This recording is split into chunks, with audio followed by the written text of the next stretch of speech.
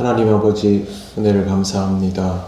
이 아침에 우리를 부르시고 말씀 따라 기도의 자리로 나가도록 인도하심을 감사합니다. 오늘도 주님 말씀 들으며 하나님 기뻐하시는 신앙의 삶으로 나아가도록 이 시간 우리의 기도의 문을 열어 주시옵소서. 예수님 이름으로 기도드립니다. 아멘. 찬송가 257장 하나님께 찬양드립니다. 마음에 가득한 의심을 깨치고 지극히 화평한 마음으로 찬송을 부르는 어린 양 예수의 그 피로 속죄함 얻었네. 속죄함 속죄함 주 예수 내 죄를 속했네. 할렐루야 소리를 합하여 함께 찬송하세. 그 피로 속죄함 얻었네. 금이나 은같이 없어질 보배로 속죄함 받은 것 아니요. 거룩한 하나님 어린 양 예수의 그 피로 속죄함 얻었네. 속죄함 속죄함 주 예수 내 죄를 속했네. 할렐루야 소리를 합하여 함께 찬송하세. 그 피로 속죄함 얻었네.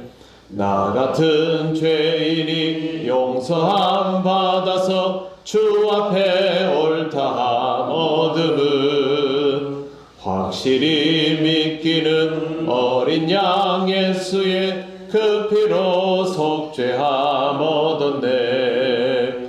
속죄함 속죄함 주 예수 내 죄를 속했네. 할렐루야 소리를 합하여 함께 찬송하세.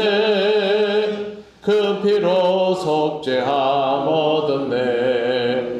거룩한 천국에 올라간 후에도 넘치는 은혜의 찬송을 기쁘게 부르는 어린 양 예수의 그 피로 속죄함 얻었네. 속죄함 속죄함 주 예수 내 죄를 속했네. 할렐루야 소리를 합하여 함께 찬송하세. 그 피로 속죄함 얻었네. 아멘. 하나님 말씀 사도행전 1장 9절부터 14절까지입니다. 한 절씩 교독하겠습니다. 이 말씀을 마치시고 그들이 보는데 올려져 가시니 구름이 그를 가리어 보이지 않게 하더라.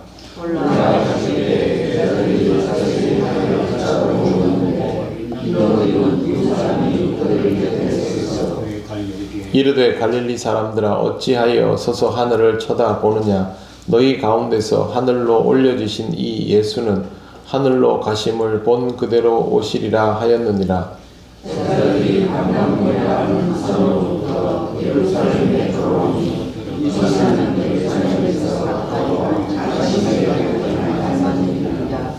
들어가 그들이 유하는 다락방으로 올라가니 베드로, 요한, 야고보, 안드레와 빌립, 도마와 바돌로메, 마테와 및 알페오의 아들 야고보, 셀롯인 시몬, 야고보의 아들 유다가 다 거기 있어 여자들과 예수의 어머니 마리아와 예수의 아우들과 더불어 마음을 같이하여 오로지 기도에 힘쓰더라.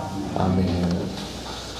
성령이 임하시면 온 세상을 향한 주님의 증인이 될 것이다 라는 말씀이 있은 후에 예수님은 그들이 보는데 올리워지셨고 구름이 그를 가리어 보이지 않게 되었습니다.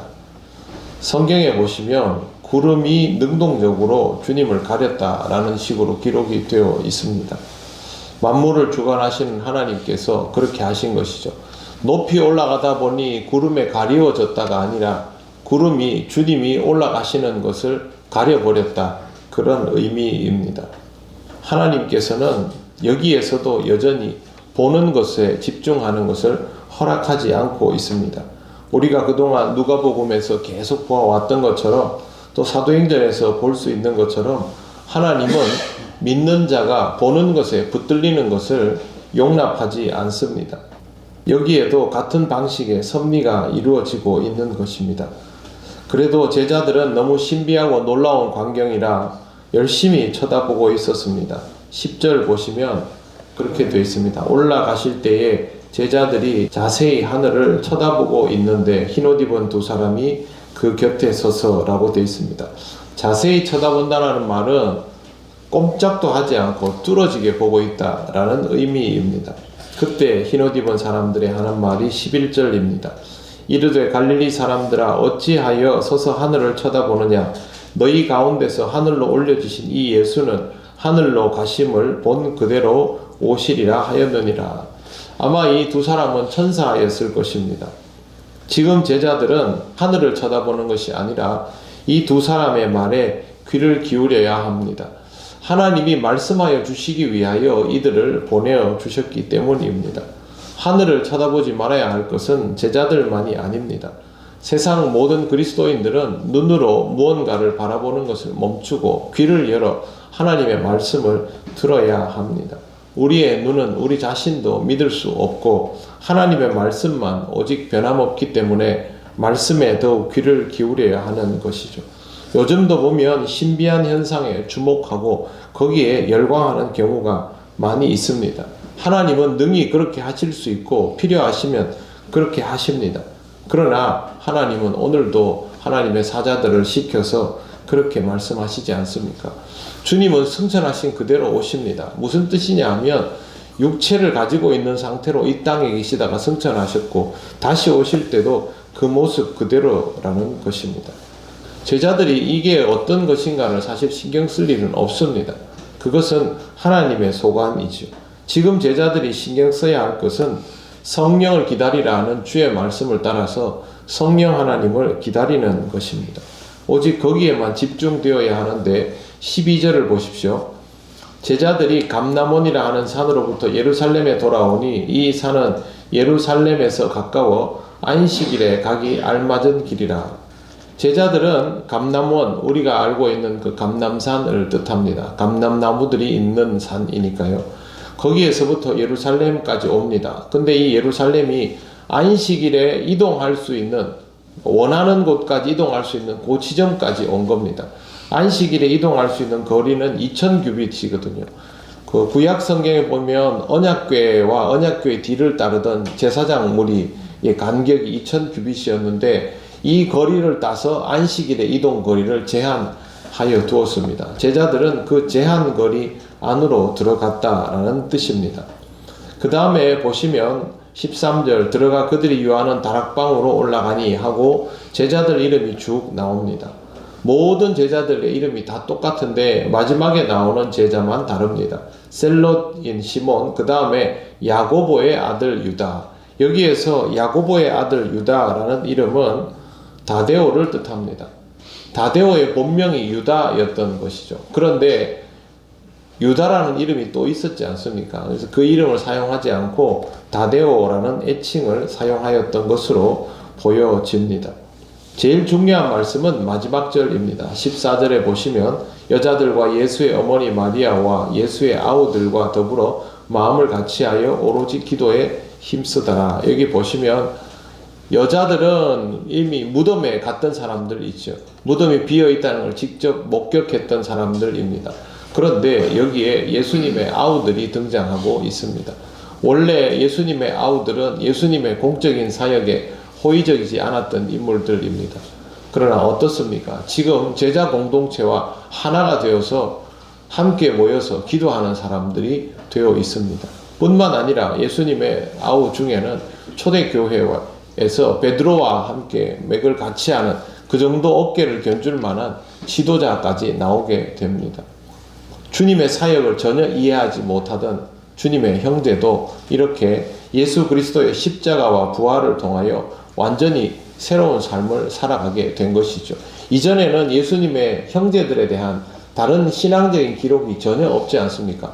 여기에 나오고 있다는 것은 예수님의 십자가와 부활 사건, 그리고 이것에 대한 제자들의 증언이 그들을 바꾸어 놓았을 가능성이 높습니다. 복음을 전하는 일은 가족이 제일 어렵죠. 그러나 가족은 제일 확실하게 변합니다. 왜 그러냐 하면 복음을 가진 자를 직접 경험하기 때문에 그렇습니다. 여러분이 전도를 해보시면 제일 어려운 사람이 가족입니다. 그런데 제일 확실하게 변하는 사람, 내 기도의 진짜 동역자는 가족입니다. 그렇기 때문에 우리는 이 말씀을 보면서 사람이 이렇게 변화한다라는 것을 볼 필요가 있습니다. 마지막으로 제자 공동체가 모여서 했던 일은 오로지 기도에 힘쓰는 것입니다. 기도하는 것이 우리에게 중요하다라는 것은 거듭 말씀드릴 필요도 없겠습니다.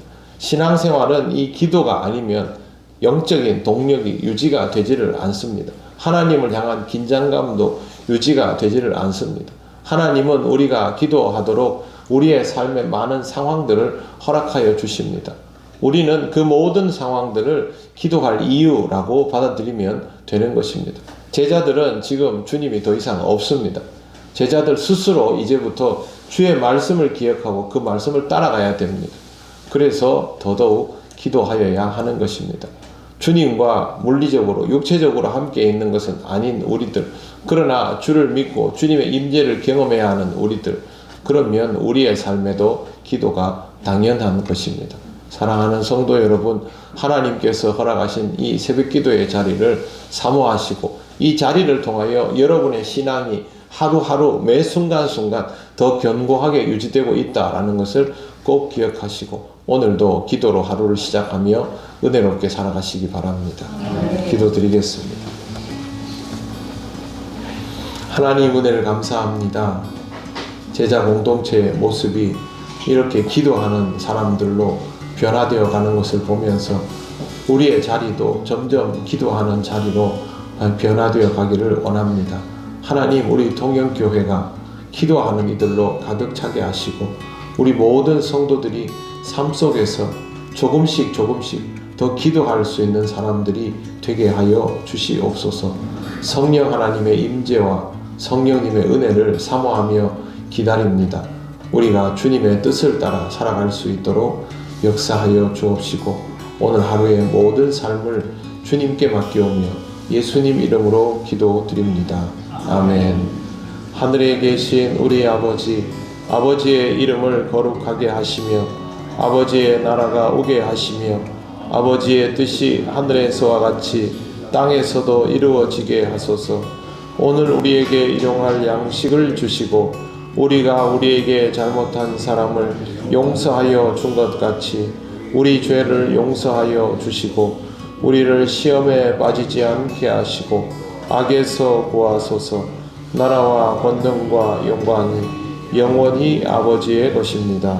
아멘.